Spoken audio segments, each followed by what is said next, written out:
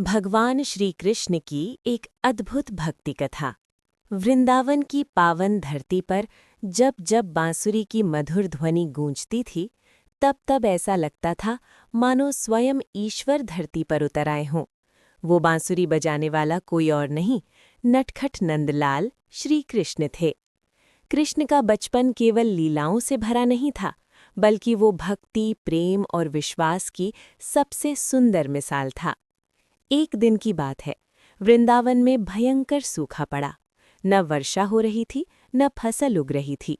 ग्वाल-बाल, गोपियां और किसान सभी चिंतित थे। तभी गांव के बड़े बुजुर्गों ने कहा, हर साल हम इंद्रदेव की पूजा करते हैं, वही वर्षा देते हैं। इस बार और भव्य पूजा करेंगे। ये सुनकर बालक कृष्ण मुस्कुराए और बोले, क्या इंद्र ही हमें सब कुछ देते हैं? क्या हमारी गायें, हमारी खेती, हमारा जीवन गोवर्धन पर्वत पर निर्भर नहीं है? कृष्ण की बातों में गहरी सच्चाई थी।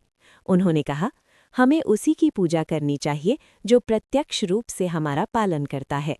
गांव वालों ने पहली बार एक बालक की बात को इतने ध्यान से सुना और फिर निर्णय हुआ, इंद्र पूजा छोड़कर गोवर्धन पूजा की जाएगी। ये बात जब इंद्रदेव को पता चली तो उन्हें क्रोध आ गया।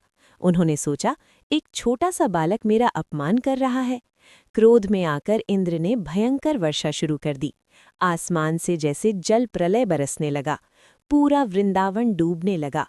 गायें कांप रही थीं, बच्चे रो रहे थे, लोग भयभीत थे। तभी सभी ने पुकारा, हे कृष्ण, हमारी रक्षा करो।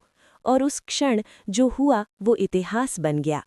कृष्ण ने अपने छोटे से हाथ की एक उंगली पर पूरा गोवर्धन पर्वत उठा लिया।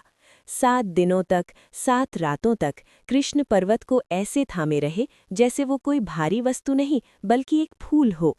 वृंदावन के सभी लोग पर्वत के नीचे सुरक्षित थे। वर्षा बेअसर थी। इंद्र का अहंकार टूट चुका था। आखिरकार इंद्रदेव स्वयं कृष्ण के चरणों में आए और बोले, प्रभु, मुझसे अपराध हो गया। आप ही सच्चे ईश्वर हैं। कृष्ण ने मुस्कुराकर कहा, इंद्र, शक्ति का घमंड सबसे बड़ा पतन होता है।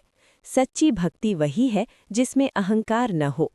कथा का संदेश, जिस प्रकार गोवर्धन पर्वत उठाकर कृष्ण ने भक्तों की रक्षा की, उसी प्रकार आज भी जब हम सच्चे मन से उन्हें याद करते हैं तो वे हमारे जीवन के सारे संकट उठा लेते हैं। यदि विश्वास हो तो बोझ हल्का हो जाता है। यदि भक्ति हो तो डर समाप्त हो जाता है। बोलो श्री कृष्ण कन्हैया लाल की जय।